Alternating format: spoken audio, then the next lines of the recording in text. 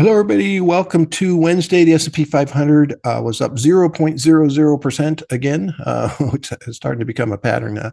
Nonetheless, the market was actually up until the Federal Reserve, announced the rate cut, which was fine. And then they had the question and answer with Chairman Powell.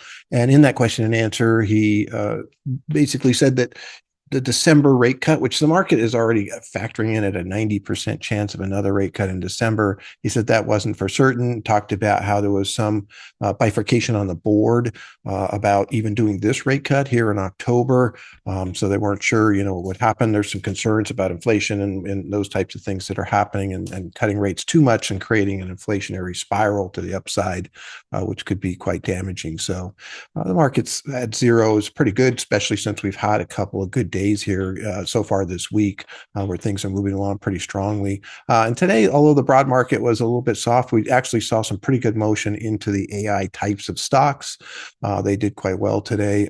So, that's the push is coming back there, and this market is still on track to do quite well. We're lining up very much like we did in 98, 99 in the dot-com time frame for, I think, what would be called a blow-off top, where you have this really strong motion. We can't fall very much at all before the dip buyers come in and start pushing this back up, and we've had a pretty consistent, gain. We do have seasonality on our side here coming up. November and December are two of the best months of the year. So there's a lot of things that I think that'll continue to drive this.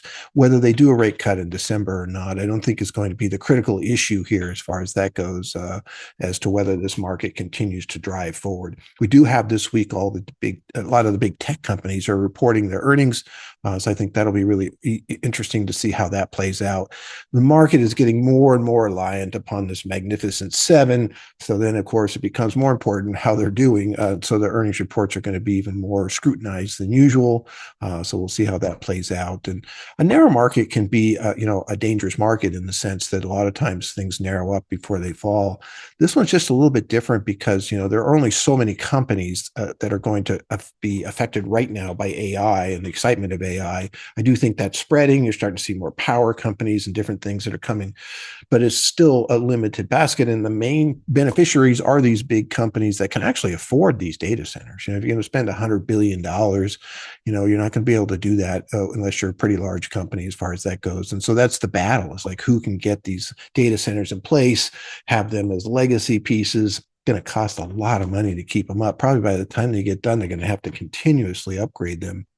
But the idea would be to get, the best AI model and learning program and those types of things so that you can use that as, part of your wealth generation if you're one of these big companies. So I think that's what's going on. Things are still okay as far as that goes. So, we'll see what happens tomorrow. Look forward to seeing you then. Thank you very much.